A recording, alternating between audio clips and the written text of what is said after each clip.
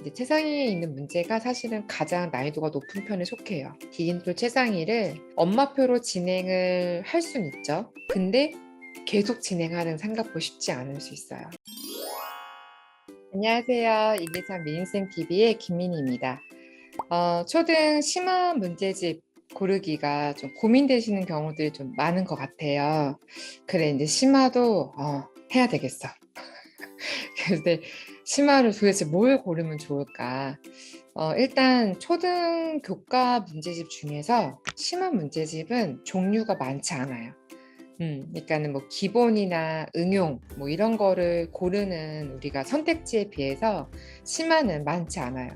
그래서 자칫 또 태상이 말하는 거야 뭐 어떤 이런 생각을 하실까 봐 미리 말씀드리는데, 심화 교재가 이제 우리가 고를 수 있는 선택지가 많지 않다 보니까 그 몇 가지 없는 것들 중에서 좀 좋은 거, 안 좋은 거, 뭐 우리 아이한테 잘 맞는 거, 별로인 거 이런 거 좀 비교해서 선택을 해보시면 좋을 것 같아요.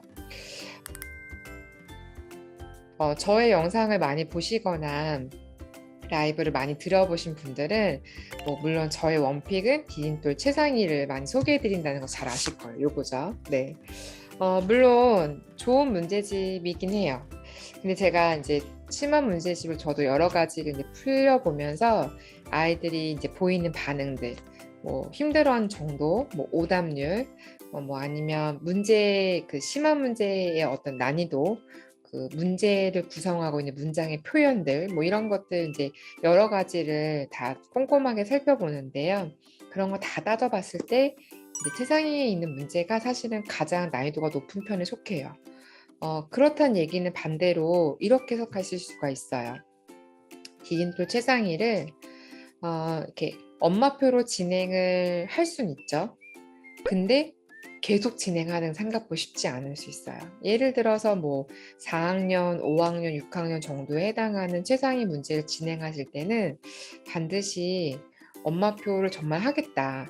그리고 좀 이왕 하는 거 잘하고 싶잖아요. 엄마표 우리가 했는데 학원 가서 아이 이렇게 엄마표 하실 거면 차라리 일찍 작년에 학원 보냈지 그랬냐 막 이런 얘기 들으면 너무 자존심 상할 거잖아요.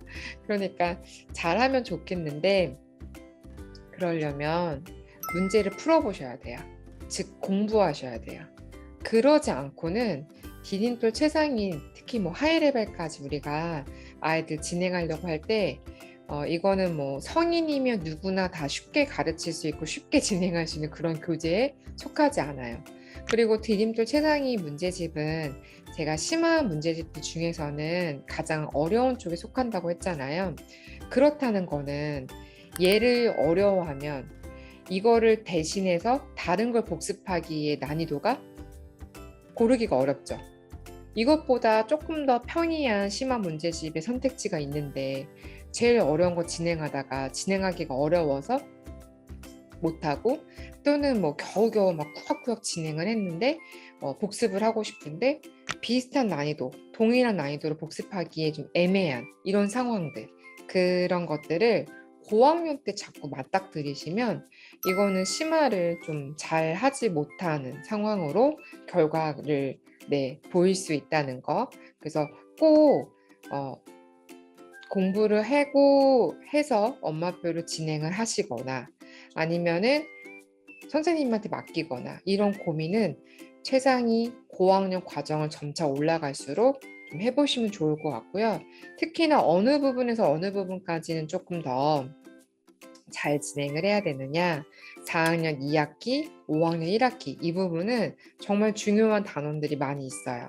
근데 이제 이런 부분들, 특히 뭐 하이 레벨에 있는 도형 문제 같은 거 사실은 우리가 어려워서 답지를 보겠죠. 답지를 보고 풀이를 이제 우리가 이제 이해하고 익히고 아이한테 설명하실 텐데요.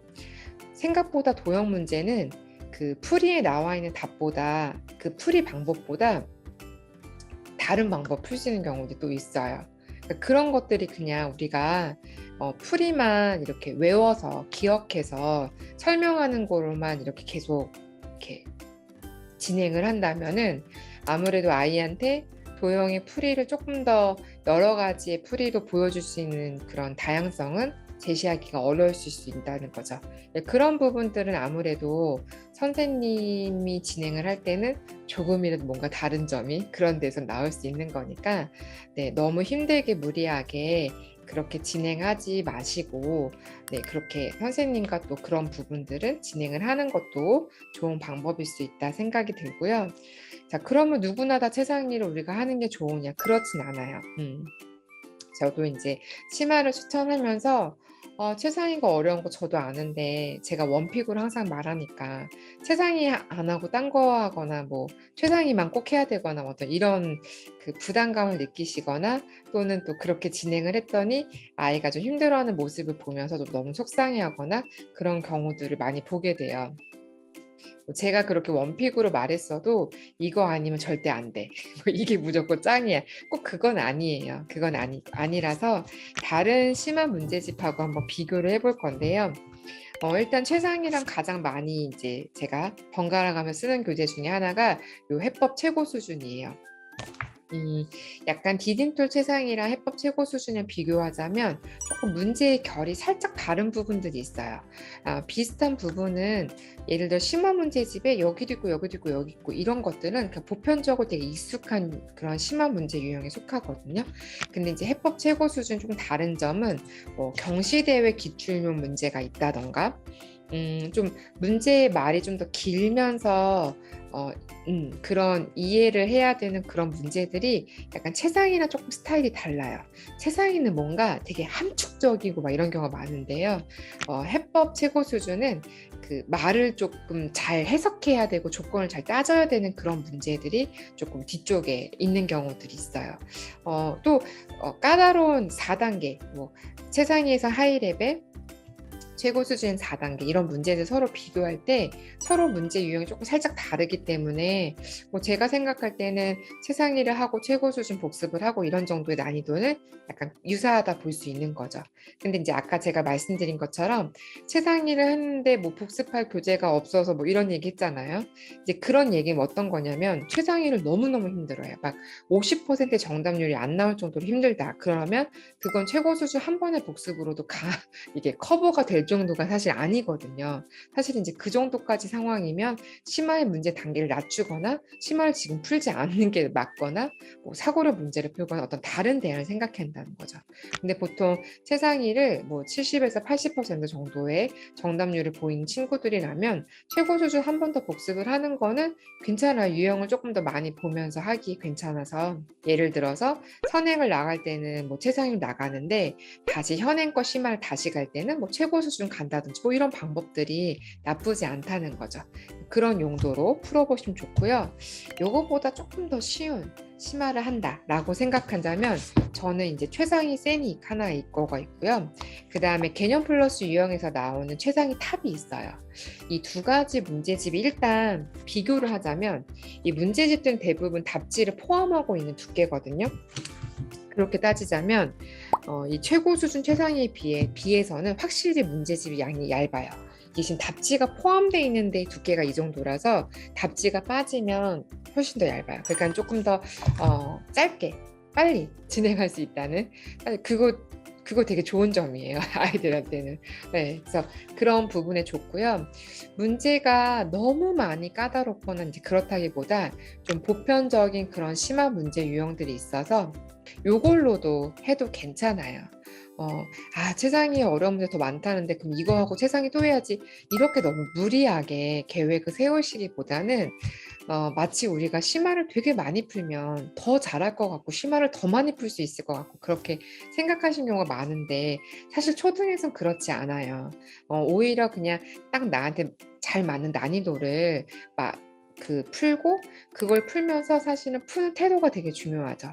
아이들이 문제에 매달리기도 하고 문제를 어떻게든 끝까지 답에 도달하면 좋겠는지 고민하는 시간을 충분히 갖고 그렇게 해서 만약에 오답이 나왔다 하더라도 내가 여기에서 어떤 방법을 내가 잘못했을까라는 걸 다시 되짚어 보기도 하고 이런 과정이 심화에서는 굉장히 굉장히 좋은 거거든요. 답을 잘 맞추는 것보다. 근데 이런 걸 충분히 가져보지 못한 상태로 심화를 뭔가 초치기 양치기처럼 막 이렇게 풀어내는 거는 사실은 별로 효과적이지 않아요. 그거는 그렇게 한다고 해서 중등 심화를 잘할 수 있는 능력이 확보된다 이렇게 보실 수가 없어요.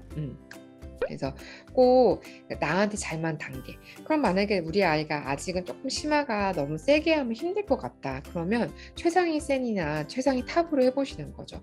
근데 뭐 이번 학기 다음 학기 그렇게 하고서는 아이가 문제를 푸는 약간 감이 생겼거나 또 그렇게 막 눈에 띄는 뚜렷한 실력이 향상된 것 같지 않은데 아이 태도 자체가 심화를 그런 접근하는 거에 뭐 그렇게 부담을 느끼지 않거나 뭐 푸는 거에도 그렇게 두려워하지 않거나 그런 모습을 보인다면 그러면 그 다음 연도, 다음 학년 심화 교재는 최상위로 바꿔볼 수 있다는 거죠. 그러니까 그런 식으로 넘어갈 수 있는데 굳이 남들 최상위 다 하는데 우리 아이는 최상위 세나니까 무조건 한 개 더 해야지. 이렇게 계획을 해서 너무 빡빡하게 그렇게 시키실 필요는 없다는 거. 네, 요거를 꼭 유념해 주시면 좋을 것 같아요. 그래서 오늘은 초등 심화 문제집들 중에서 대표적인 거 네 가지를 가지고 좀 비교나 난이도 선택하는 그런 방법들을 소개해 드렸는데요. 제가 심화를 굉장히 많이 강조하다 보니까 아마 이제 노이로제 걸리실까봐 조금 걱정스러운 부분도 있는데요. 지금 당장 못 시키는 거 괜찮아요. 근데 결국에는 할 수 있게끔 타이밍을 봐야 된다. 이거를 저는 꼭 말씀드리고 싶고요. 영원히 심화를 안 해도 된다? 이거는, 이거는 우리가 수학을 잘하는 방법에서는 상당히 비효율적인 전략이라고 생각하시면 좋을 것 같아요. 물론 심화를 한다고 해서 수학 실력이 확보되냐? 물론 또 그것도 아닌데 안 하면 일도 안 풀어보면 아이의 사고의 깊이를 본인 스스로 어떻게 끌어가야 될지 그 논리적인 과정들을 어떤 식으로 자기가 이렇게 프로세스를 타야 될지를 그런 걸 체득하는 경험을 하기가 어렵다는 거죠. 그래서 그런 맥락에서 우리는 심화를 너무 멀리 할 필요는 없다. 근데 이제 우리가 심화를 너무 안 했으면은 좀 낮게 쉽게 좀 편하게 이렇게 시작을 해서 뭔가 진입은 할 수 있도록 그렇게 해서 오늘 준비한 영상이었습니다. 네, 오늘 영상이 도움이 되셨다면 좋아요와 구독을 눌러주시고요. 저희 다음 영상에서 만나 뵙도록 하겠습니다. 다음에 또 만나요.